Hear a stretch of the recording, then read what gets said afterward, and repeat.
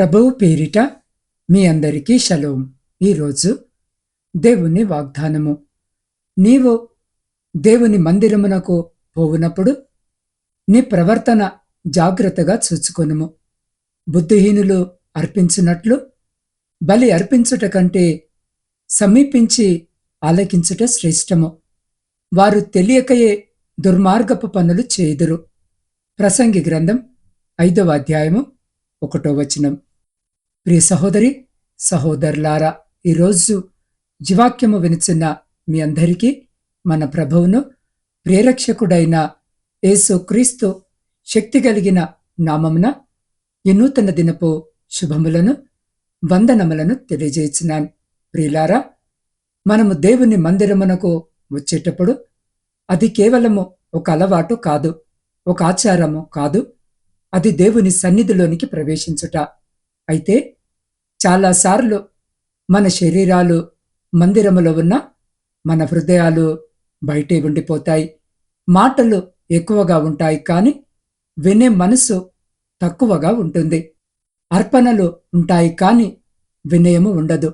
ప్రార్థనలు ఉంటాయి, కానీ విధేయత ఉండదు. ఈ నేపథ్యములో ప్రసంగి గ్రంథము మనకొక గంభీరమైన హెచ్చరికనిస్తుంది. నీవు దేవుని మందిరమునకు పోవునప్పుడు నీ ప్రవర్తన జాగ్రత్తగా చూచుకొనుము అని. దేవుడు మన దగ్గర నుండి ముందు కోరేది మన బలులు కాదు, మన వినే హృదయము.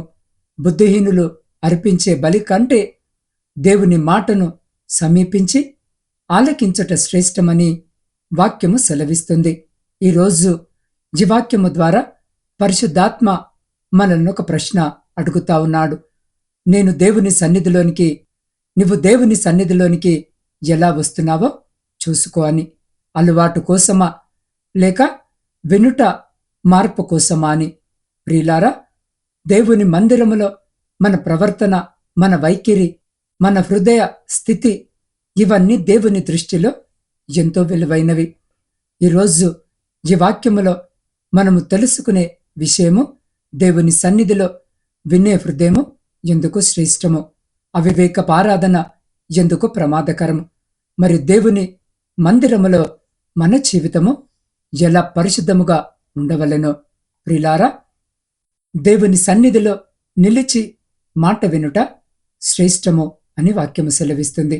లోకములో కూడా మనము చూస్తూ ఉంటాము కదా, శ్రద్ధగా వినేవారు జ్ఞానులు అని పిలువబడతారని, శ్రద్ధగా వినేవారు అనేకమైన విషయాలు తెలుసుకుంటారని, జ్ఞానవంతులుగా పిలువబడతారని మనము వింటూ ఉంటాము, చూస్తూ ఉంటాము. అయితే అది లోక సంబంధమైనటువంటి వార్త, కానీ ఇది దైవ సంబంధమైనటువంటి మాట. సమీపించి ఆలకించడము అనేది చాలా శ్రేష్టమైనటువంటి విషయము. బుద్ధిహీనులు బలి అర్పించినట్టుగా బలి అర్పించకండి.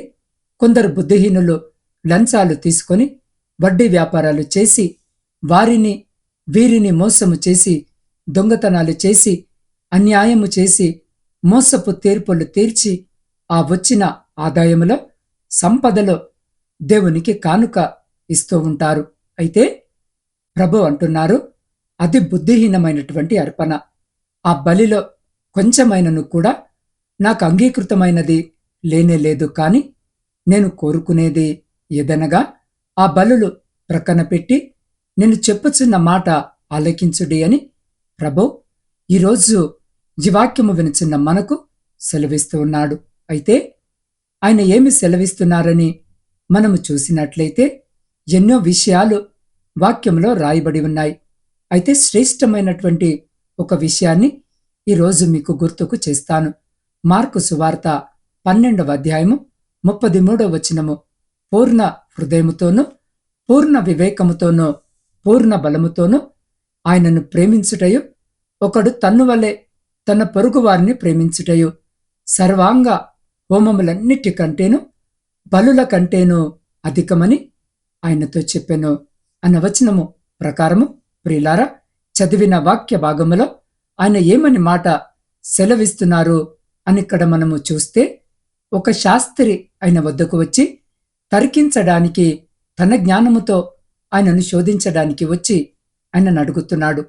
ధర్మశాస్త్రములో శ్రేష్టమైనటువంటి మాట ఏది, ఆజ్ఞ ఏది, విధి ఏది, వాక్యం ఏది అని అడుగుతూ ఉన్నప్పుడు ప్రభు చెప్తున్నటువంటి ఈ మాట, ఒకడు పూర్ణ హృదయముతో, పూర్ణ బలముతో, పూర్ణ వివేకముతో దేవుణ్ణి ప్రేమించాలి, మరియు అదే విధముగా తన పొరుగు వారిని కూడా ప్రేమించాలి. ఇలా ప్రేమించాలి అనేటటువంటి మాట మీరు వినడము, ఆ ప్రకారము జీవించడము అనేది చాలా శ్రేష్టమైనది. లక్షల విలువ చేసేటటువంటి వస్తువును కానుకగా ఇవ్వడము కంటేను, వేలాది జనులకు విందును సిద్ధపరచుట కంటేను, ఎవరు చేయలేనటువంటి దాన ధర్మాలు చేయుట కంటేను, విలువైన వాటిని కానుకగా ఇచ్చుట కంటేను, అనేకులకు సువార్త వినిపింప చేయటానికి, వైభవంగా సువార్త సభలు, సంబరాలు, వేడుకలు సిద్ధపరచడానికి వెల చెల్లించుట కంటేను దేవుని మాట వినడం అనేది ఎంతో శ్రేష్టము.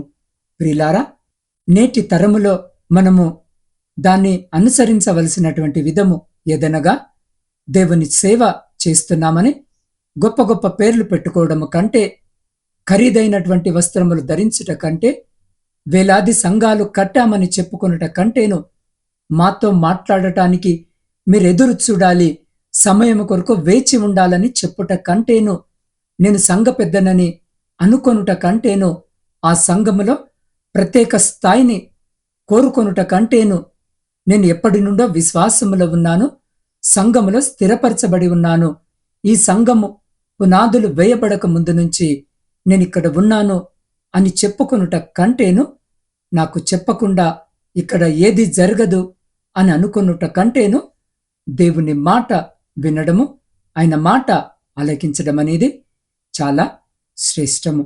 ప్రియ సహోదరి, సహోదరులారా, ఏ స్థాయిలో ఉన్న క్రైస్తవులైనా సరే దేవుని దృష్టిలో ఒకటే. వారు సేవ చేసే స్థాయిలో ఉన్న, పరిచర్య చేసే స్థాయిలో ఉన్న, విశ్వాస జీవితంలో ఉన్న, సంఘ పెద్ద స్థాయిలో ఉన్న, ఆర్థికంగా పరిచర్యకు తోడ్పడుతూ ఉన్న అందరూ కూడా క్రైస్తవులే. అనగా దేవుని దృష్టిలో సమానమైనటువంటి దృష్టి ఆయనకుంటుంది. అయితే ఆయన మాట ఆలకించి ఆ ప్రకారము అడుగువేయి వారిని ఆయన తన దృష్టి వారి మీద ఉంచి ఆలోచన చెప్పి నడవవలసినటువంటి త్రోవలో వారిని నడిపిస్తాడు. ప్రియ సహోదరి, సహోదరుడా, జాగ్రత్తగా వినండి. అందరినీ కాదు, కాని ఆయన మాట ఆలకించు వారిని మాత్రమే. మీకు ఒక చిన్న విషయాన్ని గుర్తు చేస్తాను. అదే విధముగా మొట్టమొదటి ఇశ్రాయేలు రాజు అయినటువంటి సౌలు ఉన్నాడు. అతనికి ప్రతిదానికి తొందరపాటు. ప్రవక్త అయినటువంటి సమూయేలు చెప్పిన మాట ఏది కూడా, ఒకటి కూడా వినడు. కాని సమూయేలు వస్తే కుర్చీ వేస్తాడు, మంచి పానీయాలు ఇస్తాడు, శ్రేష్టమైనటువంటి భోజనాన్ని పెడతాడు, కొత్త వస్త్రాలు కొనిస్తాడు. కనిపిస్తే మాత్రం ప్రేమ ఏమాత్రము కూడా తగ్గదు, తరగని ప్రేమను చూపిస్తాడు. కాని రాజు అయినటువంటి సౌలు ప్రవక్త అయినటువంటి సమూయేలు నీతో చెప్పిన మాట నువ్వు విన్నావా అని అడిగితే, నేనొకటి కూడా వినలేదు అని సమాధానమిస్తాడు. కారణము, అతనికి బలులు అర్పించడమే శ్రేష్టము, బలివ్వడమే ఆయన అతనికి ఇష్టము, కానుకలివ్వడమే ఆయనకి ఉన్నతమైనటువంటి స్థాయి. నేను గొప్ప అని చూపించుకోవడంలోనే తన యొక్క జీవితమంతా కొనసాగింది. కాని ప్రియ సహోదరి, సహోదరుడా, దేవుడు చెప్పినటువంటి మాట, తన సేవకుని ద్వారా పలికినటువంటి మాట ఆలకించడము, చేయడము అనేటటువంటి విషయంలో వెనుకబడిపోయాడు, ఓడిపోయాడు, బహుమానాన్ని కోల్పోయాడు. అందుకే సమూయేలు మొదటి గ్రంథము 15వ అధ్యాయము 22వ వచనములో మనము చూస్తాము.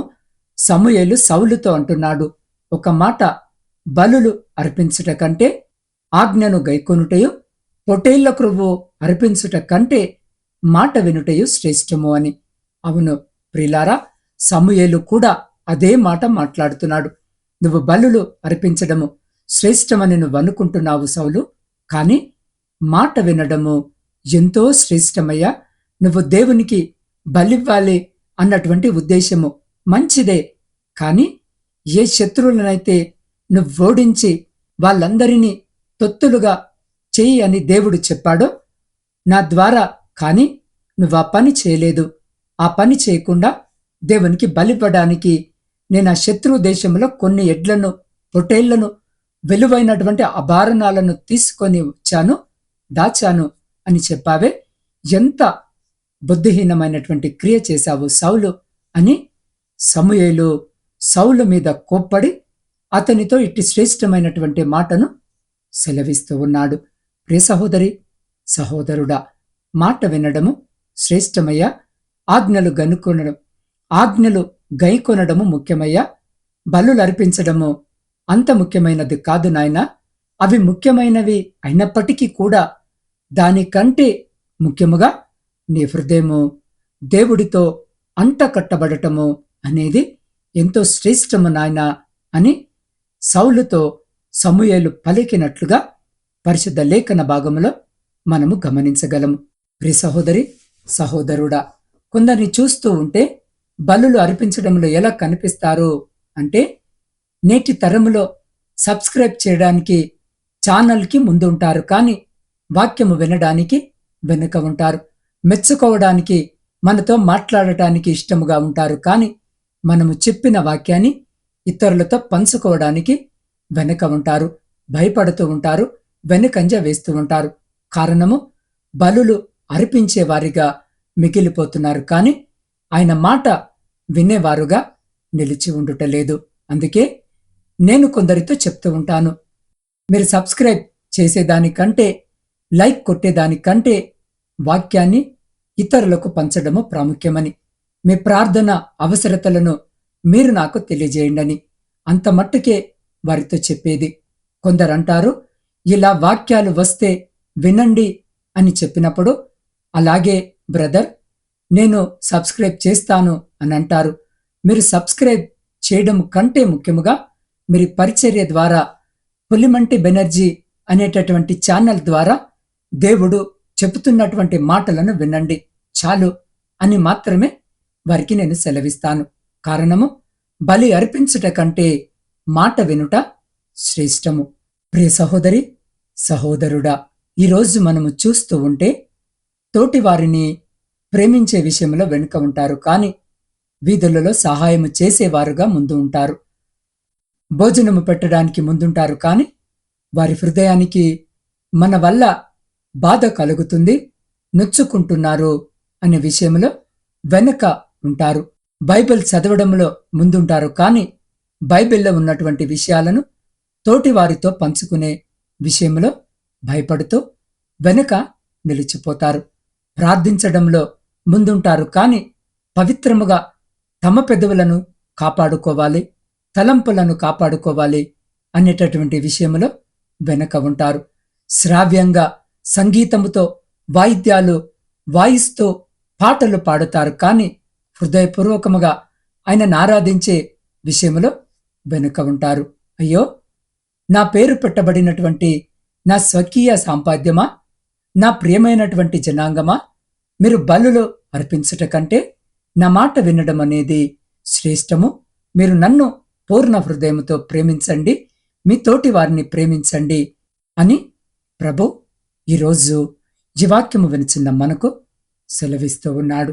కొందరు విందులకు పిలుస్తారు, కానీ వారి హృదయంలో ఐక్యత ఉండదు, సమాధానం ఉండదు, ప్రేమ ఉండదు, కోపము, వ్యతిరేకము లోపల ఉంటుంది. కానీ పై మాటలకు విందుకు పిలుస్తారు, ఆహ్వానిస్తారు, శుభకార్యాలకు ఆహ్వానించి అవమానాన్ని కలగజేస్తారు. ప్రేమిస్తున్నామని చెప్తూ వెనక నుండి గాయాలు చేస్తారు, కుప్ప కూలిపోయేటట్లుగా తోసివేస్తారు. అందుకే ప్రభు అంటున్నారు, మీ బలులను గూర్చి మీ ఆలోచన పక్కన పెట్టండి, మీరు ప్రేమ కలిగి ఉండండి, నా మాట ఆలకించండి అని. అందుకే ప్రభు మరొక మాట కూడా అంటారు, నీ తోటి వ్యక్తితో ఏమైనా నీకు విరోధము, పగ, కోపము, కలహము ఉన్నట్లుగా నువ్వు ప్రార్థిస్తున్నప్పుడు, నువ్వు దేవుని సన్నిధికి వచ్చినప్పుడు గుర్తొస్తే, నువ్వెంతో శ్రేష్టమైనటువంటి బలిని తీసుకొచ్చినప్పటికీ, ఎంత విలువైనటువంటి బలి అర్పణను తీసుకొచ్చినప్పటికీ, దానిని ముందు పక్కన పెట్టి నా మాట విని ముందు ఆ వ్యక్తితో సమాధానపడు, ప్రేమతో పలకరించు, ఆ తర్వాత వచ్చి నీ బలి నాకు అర్పించు అని అంటున్నారు. దానర్థము, ప్రియ సహోదరి సహోదరుడా, దేవుడు మనుషులకు విలువ ఇస్తున్నాడు. మనుషులకు ఉండేటటువంటి స్థాయిలను, స్థానాలను, ఘనతను, ధనాన్ని, విలువైనటువంటి వస్తువులను ఆయన కోరుకోవట్లేదు. వాటికి విలువ ఆయన ఇవ్వటలేదు. కేవలము తన రూపములో రూపించబడినటువంటి మనుషులకు మాత్రమే ఆయన విలువనిస్తున్నాడు. ఆత్మ సంబంధమైనటువంటి మాట ఆయన పలుకుతున్నారు. కొందరు అనుకుంటారు, నేను శ్రేష్టమైనటువంటి, విలువైనటువంటి, అరుదైనటువంటి బహుమానాన్ని కానుకగా నేను దేవుని సన్నిధిలో ఇస్తున్నాను, నాకంటే గొప్పవారెవరూ లేరు అని వ్యాపారాల్లో మోసము చేస్తూ, ఉద్యోగాలు అబద్ధాలాడుతూ, కుటుంబాన్ని పట్టించుకోకుండా సమస్తమును విడిచిపెట్టి లోకాశల వైపుకు సమయాన్ని వెచ్చిస్తూ, దురాశలకు, దుర్మార్గమైనటువంటి మార్గాల వెంబడి వెళుతూ ఉంటే ప్రభువు అంటున్నారు, అవి శ్రేష్టమైనవి కావు. ఆ భయము, ఆ బలులు నాకు అక్కరలేదు. కేవలము నీవు నా మాట విని ప్రేమతో, నీ పూర్ణ హృదయముతో, నీ పూర్ణ బలముతో, నీ పూర్ణ వివేకముతో నన్ను ఆరాధించు, నన్ను ప్రేమించు అని, అదే విధముగా నీ తోటి వారిని సైతము నీవు ప్రేమించిన ఎడల నీవు నా మాట ఆలకించావని దానర్థము. కనుక బలులు అర్పించుట కంటే మాట వినుట శ్రేష్టము. ఆయన ఆజ్ఞానుసారముగా జీవించిన వారమై ఆయన నిత్య రాజ్యానికి వారసుల మగునట్లు మనల్ని మనము ఆయనకు కానుకగా సమర్పించుకుందాం. ప్రియ సహోదరి సహోదరులారా, శరీర సంబంధమైనటువంటి బలుల కంటే మన హృదయము, మన దేహము, మన శరీరం అనేటటువంటి పరమాత్మ దేహములను ఆయనకు కానుకగా, బహుమానముగా, బలిగా, ఆయనకు అర్పణగా అర్పించినట్లయితే అప్పుడు మాత్రమే మనం ఆయనను ప్రేమించగలము పూర్ణ హృదయముతో, మరియు మన తోటి వారిని ప్రేమించగలము. ఒకవేళ ఎవరిని ప్రేమించలేకపోతున్నారు అనేటటువంటి మాటకు వస్తే, మీరు దేవునికి కానుకగా ఇంకా మార్చబడలేదు. దేవునికి కానుకలిస్తున్నారు, కానీ మీ హృదయము ఆయనకు అర్పించలేదు అన్న సంగతి వాస్తవము. కనుక మనము ఆయన మాట వినిన వారముగా, ఆయన చిత్తము చేయవారముగా, ఆయన రాజ్య వ్యాప్తి కొరకు, ఆయన రాజ్యానికి వారసులుగా మార్చబడదాం. దేవుని మాట విని శ్రేష్టమైనటువంటి పనిని చేయవారముగా నిలిచి ఉందాం. కాబట్టి ప్రియ సహోదరి సహోదరుడా, ఈ క్షణములో పరిశుద్ధాత్మ మన హృదయ ద్వారాన్ని మెల్లగా తట్టుచున్నాడు. దేవుడు మన బలులను కాదు, కాని మన హృదయాలను కోరుతున్నాడు. మాటలతో నిండిన ఆరాధన కాదు, కాని వినే, లోబడి మారిపోవాలనే తపన గల హృదయము ఆయనకిష్టము. ఈరోజు దేవుని సన్నిధిలో మనమంతా ఒక ప్రశ్నను మనల్ని మనమే అడుక్కుందాం. ప్రభువా, నేను నిజముగా నీ మాట వింటున్నానా అని. అలవాటుగా మందిరానికి వచ్చామా, లేక మార్పును ఆశిస్తూ వచ్చామా? మీ హృదయంలో ఒక చిన్న స్పర్శను మీరు అనుభవిస్తున్నారా? ప్రభువా, నా ఆరాధనను శుద్ధి చేయి తండ్రి, నాకు వినికిడి మనసును నూతనము చేయు అని చెప్పాలనుకుంటున్నారా? అయితే ఇదే క్షణము, ఇదే సమయము. మీరెక్కడున్నా మీ హృదయాన్ని దేవుని వైపు తిప్పండి. మీ చేతిని మీ హృదయంపై ఉంచండి. మనమందరము కలిసి వినయముతో ప్రార్థన చేసుకుందాం. మన మాటలను తగ్గించి దేవుని స్వరాన్ని వినే క్షణమిది. మన అహంకారాన్ని విడిచి విధేయతతో ముందుకు అడుగు వేద్దాం. ఈ బలిపీఠము దగ్గర మన జీవితాలను మళ్ళీ ప్రభువుకి అర్పిద్దాం. ప్రభువా, మేమెక్కడ ఉన్నా వింటకు సిద్ధముగా ఉన్నాము, మారుటకు సిద్ధముగా ఉన్నాము అని దేవుని స్వరము వినబడుచున్న ఈ క్షణములో ప్రార్థనలో మనమందరము కలిసి నిలుస్తాం. సకల ఆశీర్వాదాలకు ఆధారభూతుడా, సర్వోన్నతుడా, మీ శ్రేష్టమైన జీవము కలిగిన నామాన్ని బట్టి స్తుతులు, స్తోత్రాలు, వందనాలను చెల్లించుకొనిచున్నాం. దేవాద్భుతమైన రీతిగా ఈరోజు మీ వాక్యము ద్వారా మీరు మాతో మాట్లాడి మా హృదయాలను స్థిరపరిచి బలపరిచిన నీ గొప్ప ప్రేమ కలిగిన మాటలను బట్టి మీకే కృతజ్ఞత వందనాలను చెల్లించుకొనిచున్నాం. ప్రభువా, ఈ వాక్యము విన్న ప్రతి బిడ్డను కృపతో జ్ఞాపకము చేసుకోండి. అయ్యా, నువ్వు సెలవిచ్చినటువంటి మాటని ప్రతి వారు అంగీకరించినట్లుగా, విన్నట్లుగా ఆ ప్రకారము జీవించినట్లుగా మీరు సహాయం దయచేయండి. తండ్రి, బలులు అర్పించుట కంటే మాట వినుట శ్రేష్టమని మీరు సెలవిచ్చారు. వారు నిన్ను ప్రేమించుటలోనూ తోటి వారిని ప్రేమించుటలో ముందు ఉండునట్లుగా సహాయము చేయమని వేడుకొనుచున్నాం. దేవా, తనను తాను ఏ రీతిగా ప్రేమించుకుంటున్నాడో ఇతరులను కూడా ఆ రీతిగానే ప్రేమించుటకు, మీ ఆజ్ఞలకు, మీ మాటలకు లోబడి జీవించినట్లుగా బిడ్డలకు మీ కృపను చూపమని వేడుకొనుచున్నాం. దేవ, ప్రాముఖ్యముగా ఈరోజు జన్మదిన వివాహ వార్షికోత్సవాలు జరుపుకుంటున్న ప్రతి బిడ్డ కొరకు ప్రత్యేకంగా ప్రార్థిస్తున్నాం. ప్రతి బిడ్డను జ్ఞాపకము చేసుకుని మీ నూతన దయా కిరీటం చేత ఆశీర్వదించండి. ఆ రీతిగానే ఇతరాత్ర శుభకార్యాలు జరిగించుకుంటున్న ప్రతి బిడ్డ కుటుంబముతో మీరుండి సంతోషకరమైన కుటుంబ జీవితమును బిడ్డలకు దయచేయమని వేడుకొనుచున్నాం. అయ్యా, నీ వాక్యము సెలవిస్తుంది, నేను నిన్ను స్వస్థపరచు యెహోవానని. అదే విశ్వాసముతో శారీరక మానసిక బలహీనతలతో ఇబ్బంది పడుతున్న ప్రతి బిడ్డను ముట్టి సంపూర్ణ స్వస్థతను, మంచి ఆరోగ్యమును దయచేయి ప్రభువా. ప్రాముఖ్యముగా ఈరోజు నీ కరుణాసనము ఎదుట ప్రత్యేకముగా చిన్నారి బిడ్డ నవీన సత్యను, సహోదరుడు దయారత్నమును, మల్లికార్జున స్వామిని, జాంగీర్ను, సహోదరి పద్మను, సహోదరి జ్యోతిని మరియు యవన కుమార్తె యశస్విని మీ పాద సన్నిధికి తీసుకొని వస్తున్నాం. వీరందరూ అయా వివిధ రకాల క్యాన్సర్ వ్యాధులతో బాధపడుతూ స్వస్థత కొరకు పోరాడుతున్నారు. ప్రభువా, నీ శక్తివంతమైన స్వస్థత హస్తమును వారి మీద ఉంచండి. వారి శరీరాల్లో ఉన్న ప్రతి దుష్ట కణమును నీ నామములో నశింపజేయము. వైద్యుల నివేదికల కన్నా గొప్పగా నీ నివేదిక వారి మీద నిలుచున్నట్లు చేయము. నొప్పిని, భయాన్ని, నిరాశను తొలగించి శాంతిని, బలాన్ని, ఆశను వారిలో నింపమని వేడుకొనిచున్నాం. దేవ, ప్రత్యేకముగా చిన్న బిడ్డలైన బేబీ నవీన సత్య కొరకు, యశస్విని కొరకు ప్రార్థిస్తున్నాం. అయ్యా, వారి మీద నీ కృప విస్తారముగా కుమ్మరించుము. వారి బాల్యాన్ని వ్యాధి కాదు తండ్రి, నీ దీవెనలు పరిపాలించినట్లు చేయము. తల్లిదండ్రులకు ధైర్యము, విశ్వాసమును ప్రసాదించుము. అలాగే ప్రభువా, సహోదరుడు రాంబాబు కొరకు, శివకృష్ణ కొరకు, సహోదరి గుణసుందరమ్మ కొరకు ప్రార్థిస్తున్నాం. పక్షవాయు వ్యాధితో బాధపడుతూ నడవలేని స్థితిలో ఉన్నారు. ప్రభువా, ఒక్క మాట చాలు. నువ్వు చెప్పినచో నరాలు బలపడతాయి, కాళ్ళు కదులుతాయి, శరీరము తిరిగి జీవము పొందుకుంటుంది.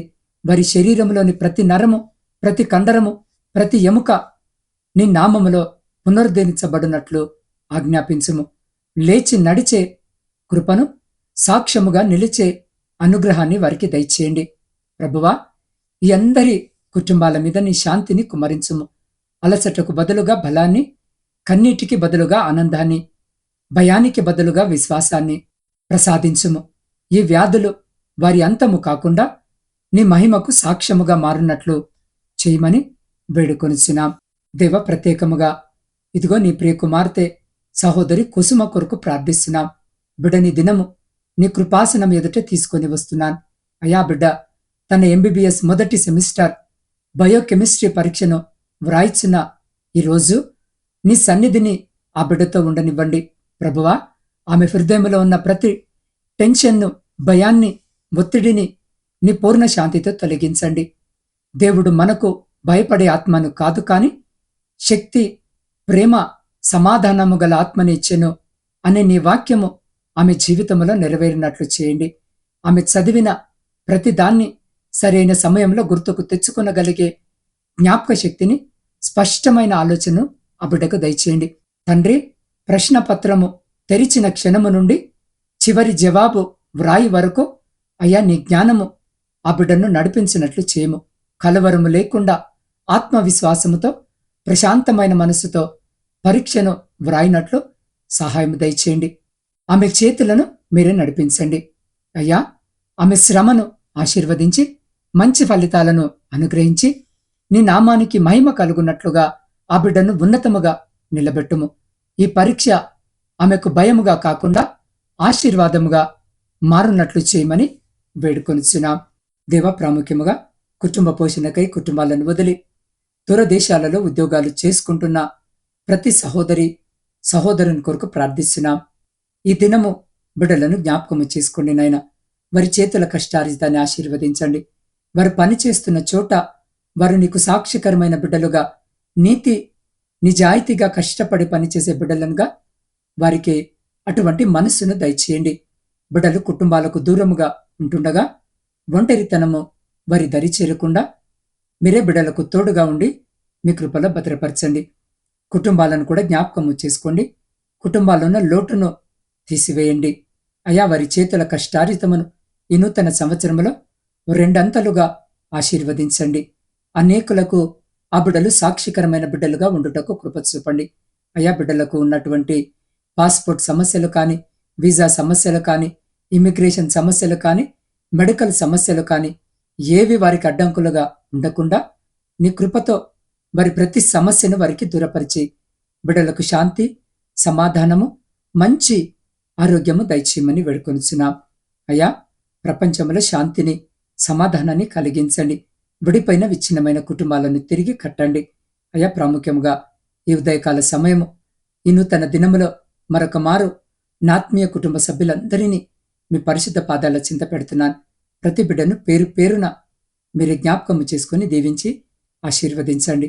ఏ బిడ్డ, ఏ అక్కర, ఏ కన్నీటితో, ఏ అవసరతతో మీ వైపు చూస్తూ వారి ప్రార్థన మనవులు మీ పాద సన్నిధిలో పెట్టుచున్నారో, ఆకాశమందు ఆసీనుడవైన తండ్రి, వారి ప్రతి ప్రార్థనను మీరు ఆలకించి అంగీకరించి ప్రతి న్యాయమైన కోరికను తీర్చి మీ ఆకాశపు వాక్యాలను విప్పి మీ సమృద్ధికరమైన దీవెన ఆశీర్వాదాల చేత బిడ్డల జీవితాలను, కుటుంబాలను దీవించి ఆశీర్వదించి తృప్తిపరిచి మీ కృపల భద్రపరుచుకొని ముందుకు నడిపించమని సమస్త స్తుతి, ఘనత, మహిమ మీకే చెల్లించుచు మా రక్షకుడును మీ ప్రియకుమారుడైన యేసు క్రీస్తు సర్వ సమృద్ధి కలిగిన నామమున ప్రార్థించి స్తుతించి అడిగి పొందుకొని ఉన్నాము తండ్రి.